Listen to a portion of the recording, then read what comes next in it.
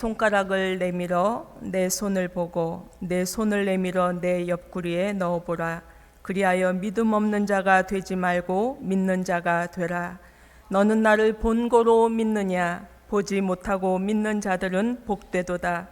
예수께서 이르시되 나는 부활이요 생명이니 나를 믿는 자는 죽어도 살겠고 무릇 살아서 나를 믿는 자는 영원히 죽지 아니하리니 이것을 내가 믿느냐? 아멘으로 화답하는 우리 성도들이시기를 원합니다. 24년 복된 부활주의를 우리에게 주셨습니다.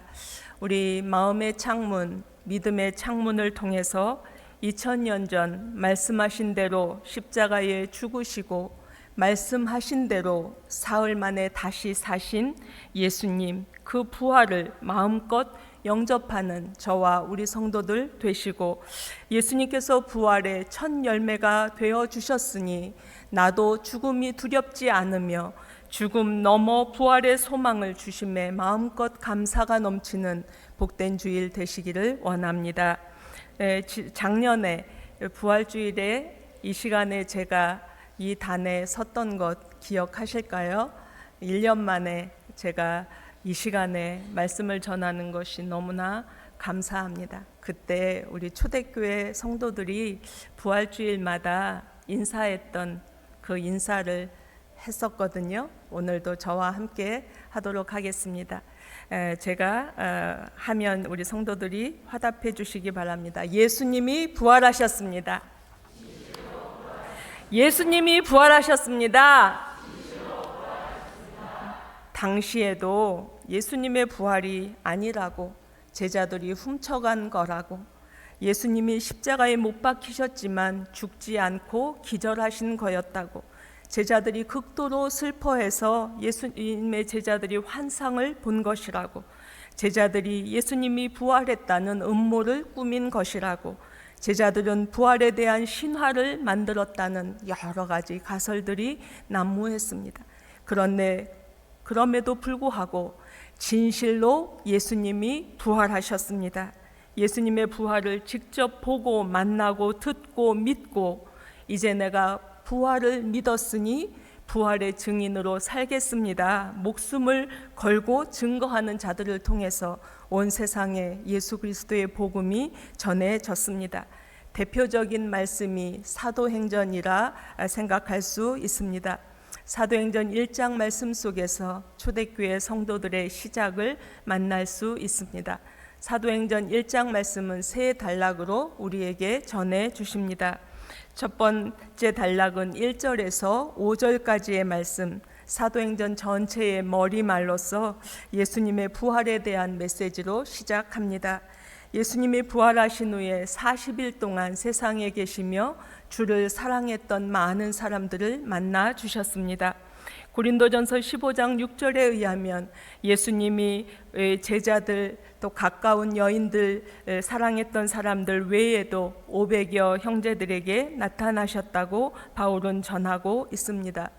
1절에서 5절까지의 말씀 중에 중요한 4절에서 5절 말씀은 예수께서 제자들에게 예루살렘을 떠나지 말고 아버지께서 약속하신 것을 기다리라고, 내가 너희에게 말했던 것처럼 아버지께서 약속하신 것이 있는데 그것을 기다리라고 말씀하시고, 너희는 몇 날이 못되어 성령으로 세례를 받으리라 말씀하셨습니다.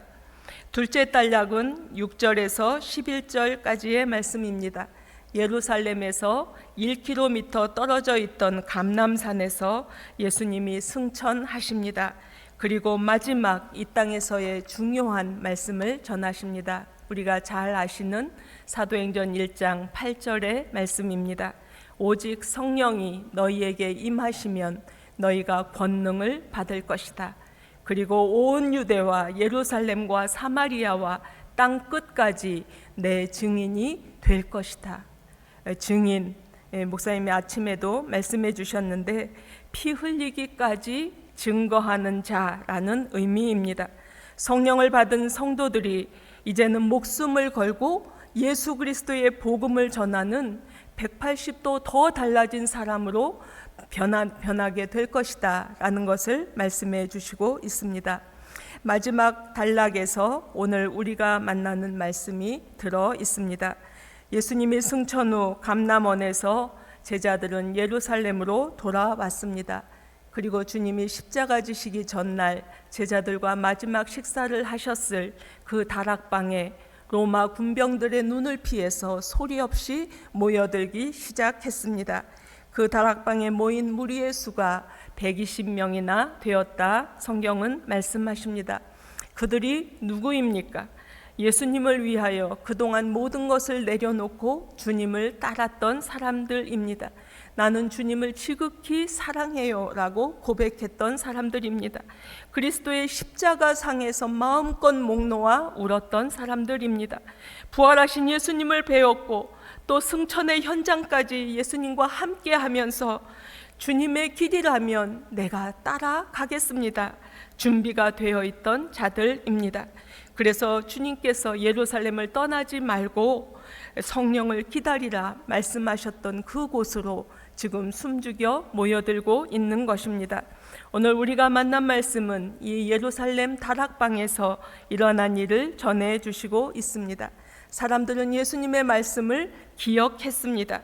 그리고 주께서 보내주시겠다는 성령이 언제 오실지 그 내용이 무엇일지 전혀 알지 못했지만 주님께서 말씀하셨으니 성령을 기대하며 기다리며 한마음으로 뜨겁게 기도했습니다.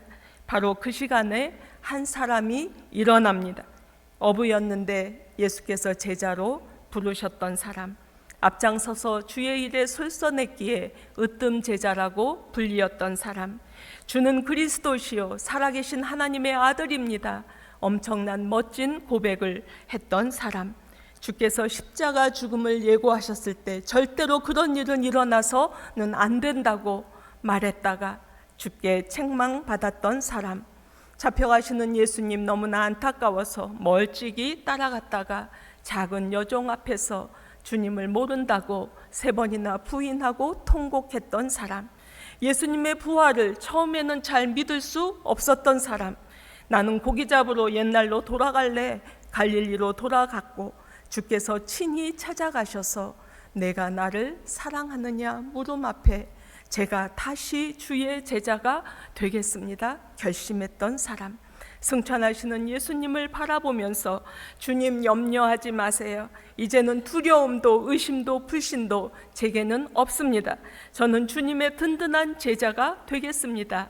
준비되었을 그 사람, 그 사람은 여러모로 저를 우리 성도들을 닮은 베드로입니다.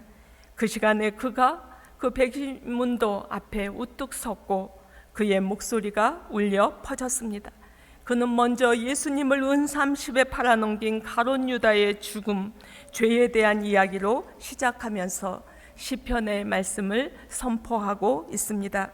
시편 69편 말씀에 그들이 사는 곳이 폐허가 되게 하시고 그들의 집이 버려진 집이 되게 하소서. 119편 말씀에 지도자로서의 그의 할 일을 다른 사람이 대신하게 하소서. 여러분, 우리 속에 가룟 유다가 있었잖아요.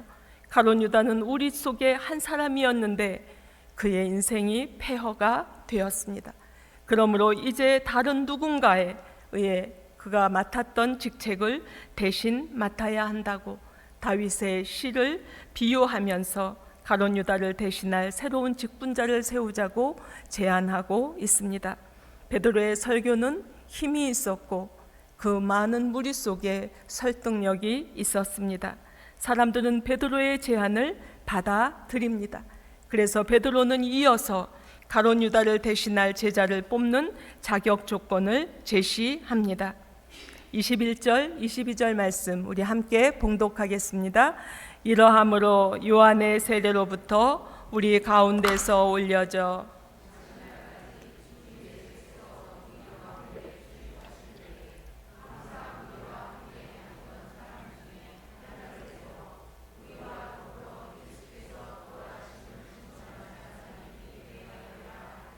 아멘. 예수님의 새로운 제자가 되기 위해 세 가지 조건이 필요하다 하는 것입니다. 예수 그리스도가 받으신 요한의 세례로부터 승천까지 함께한 사람입니다. 예수님은 요한의 세례를 받으시고 공생애를 시작하셨습니다. 주님의 사역을 제자들과 함께 펼치셨습니다. 그러므로 그 시작부터 끝까지 예수님의 사역과 십자가 사건과 부활과 승천에 이르기까지 함께한 사람 중에 누가 있는가 찾아보자고 하는 제안입니다. 두 번째, 우리 가운데 출입하실 때 항상 우리와 함께 다니던 사람입니다. 무엇보다 예수님께서 우리 제자들 속에 또 사역 속에 항상 오고 가실 때 보였던 사람입니다. 늘 예수님 곁에 머물며 처음부터 가르침을 받았던 사람, 예수님의 행하시는 주의 사역을 목격하며 감탄하고 감동하고 또 기도했던 사람, 그러므로 예수님과도 제자들과도 아주 친밀하였고 출입에 아무 방해를 받지 않았던 사람이어야 한다는 것입니다. 그런 사람이 많이 있을까라고 생각할 수 있습니다. 누가복음 9장 1절에서 12제자를 택하고 파송하신 주님은 누가복음 10장에서 이 일도 하십니다. 그 후에 주께서 따로 70인을 세우사 친히 가시려는 각 동네와 각 지역으로 둘씩 앞서 보내시며, 그러므로 12명이 아닐지라도 가까운 거리에서 예수님을 따랐던 사람들이 많았다는 것을 알 수 있습니다. 마지막으로 베드로는 중요한 요건을 제시합니다. 우리와 더불어 예수께서 부활하심을 증언할 사람, 우리와 함께 예수님의 부활을 증언할 사람, 12제자 속에 들어와 함께 예수의 부활 소식을 전할 사람, 그들은 예수님이 승천하시기 전 하신 말씀대로 예루살렘과 온 유대와 사마리아와 땅 끝까지 우리와 함께 생명을 내어놓고 증거할 그 사람이 필요하다 말씀합니다. 사도로 추천된 사람은 두 사람이었습니다. 히브리어로 바사바, 안식일의 아들이라는 의미를 가진 요셉, 별명은 유수도, 올바른 자, 의로운 자라는 의미를 가진 요셉이라는 사람이 선택되었습니다. 그가 얼마나 율법에 능통한 자였을 것이며 의로운 일에서는 앞장섰을 것이고 예수님을 따라다니는 일에 최선으로 열심이었을 것, 이름을 보아도 짐작할 수 있습니다. 또 한 사람은 마띠아입니다. 마띠아는 당시에 흔한 이름이었다라고 합니다. 마띠아는 너무나 좋은 의미를 갖고 있어요. 예수님의 여호와의 선물이라는 의미를 가진 이름입니다. 그런데 마띠아는 부연 설명이 없습니다. 별명도 없습니다. 그러나 사람들 속에서 그 사람이 있어요. 그 사람이면 될 것 같아요. 추천된 사람입니다. 세례 요한의 때로부터 주님의 부활 승천하시는 날까지 조용히 주님 곁에 머물던 사람, 어떤 지위나 또 신분이 없었어도 조용히 묵묵히 제자들 옆에서 도왔던 사람, 주님 승천 후에도 제자들과 함께 머물며 이 공동체를 떠나지 않았던 사람이 분명합니다. 그가 그동안 이름 없이 지냈던 세월들을 견디다 못해서 떠난 적이 있었다면, 그리고 이 일은 내 일이 아니라고, 내가 왜 해야 하느냐고 불평을 하거나 성실하지 않았다면 그는 추천되지 않았을 것입니다. 이 후보 둘을 놓고 겸손히 기도하며 하나님의 뜻을 묻습니다. 24절, 25절 말씀 함께합니다. 뭇사람의 마음을 아시는 주여, 이 두 사람 중에 누가 주님께 택하신 바 되어 봉사의 및 사도의 직무를 대신할 자인지를 보이시옵소서. 그들은 투표를 통하거나 또 거수를 해서 정하지 않았습니다. 모세 때부터 구약 시대부터 당시까지 사용되던 제비를 뽑는 그 형식을 선택했습니다. 아마도 항아리 속에 돌 2개를 놓고 두 사람의 이름을 적어놓고 먼저 꺼내진 사람이 선출되었을 것입니다.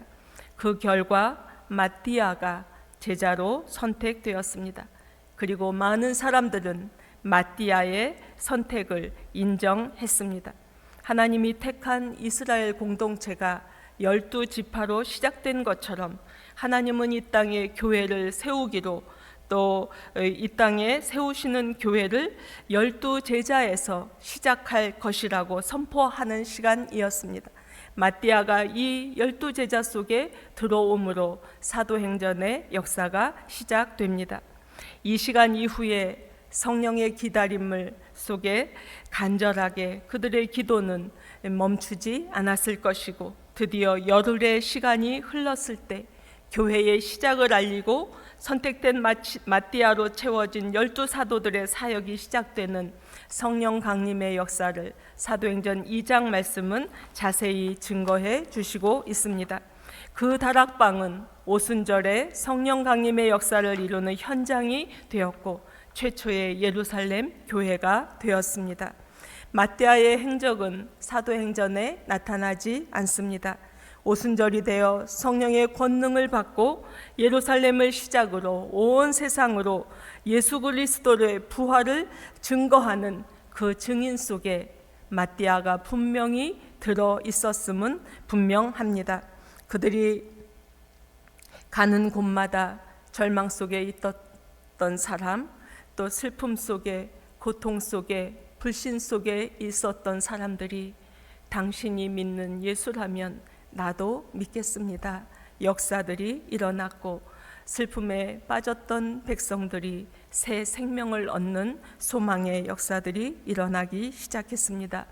하나님은 12사도와 120여 명의 예수 부활의 증인들을 통하여 사마리아 땅 끝까지 온 땅에 복음을 증거하게 하셨고 2000년이 지난 오늘 우리가 그 증인들로 주의 전에서 예배하고 있습니다. 제1차 예수님의 제자가 12명이었다면 제2차로 보충된 제자가 마띠아입니다. 제가 말씀을 보면서 제3차 제자가 있다. 이 시대 그리스도인으로 살고 있는 우리들입니다. 우리가 제3차 제자들입니다.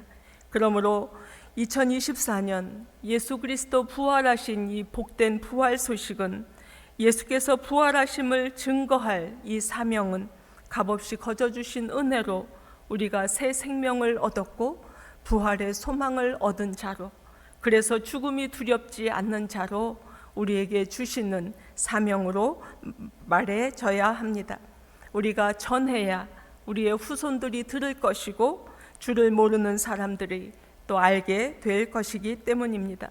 우리 인생 가운데 다시는 만날 수 없는 2024년 부활주일이 지나가고 있습니다.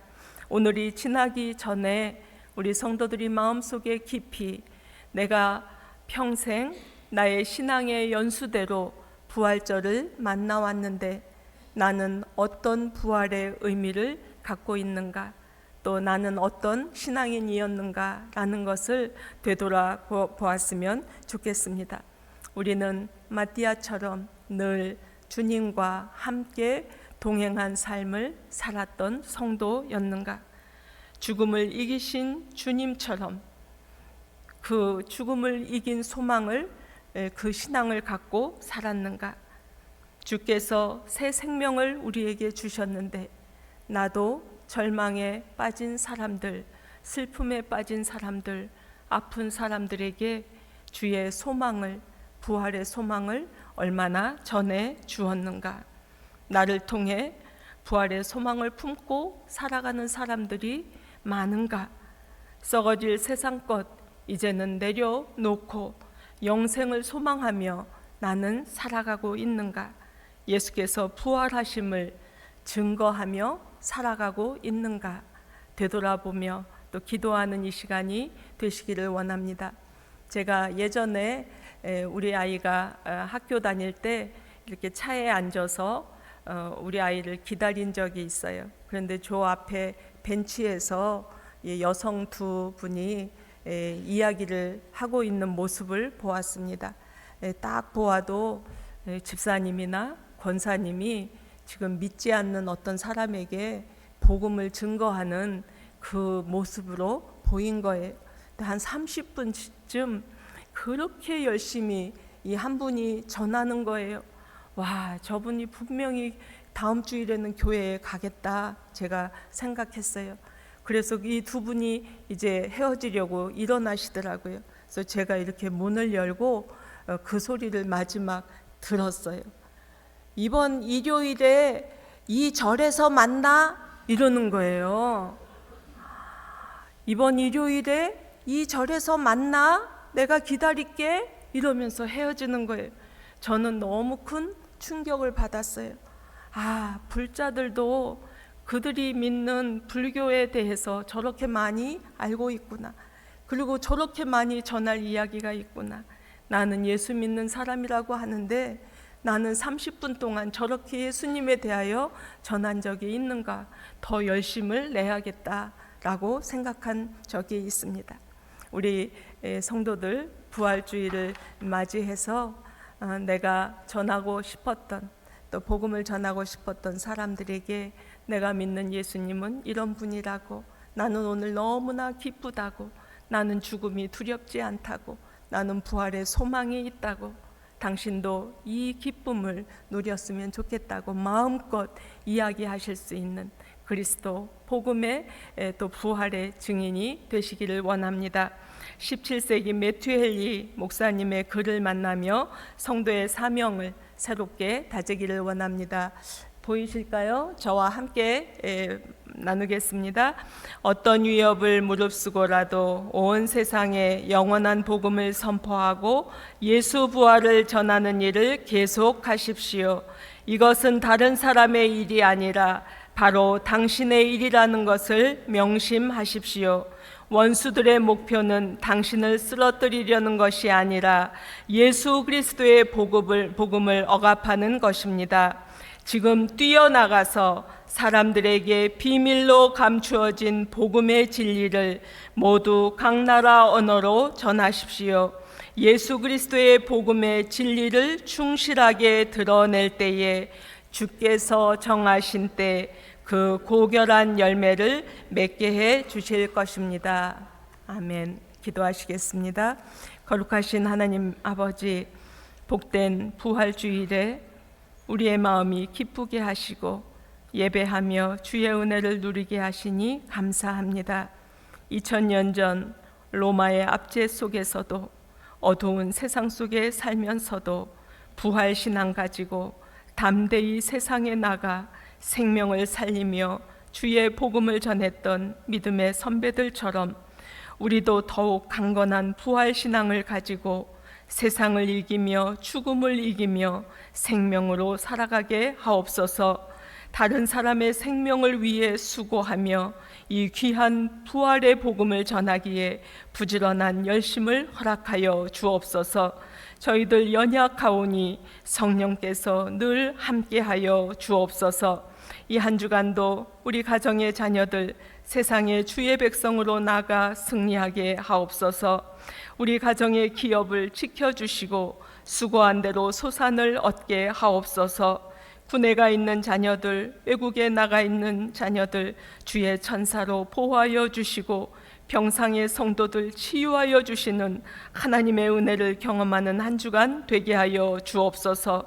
오늘도 예배하는 우리 성도들 손이 복되게 되기를 원하옵고 부활 소망 되시는 예수 그리스도의 이름으로 기도하옵나이다. 아멘.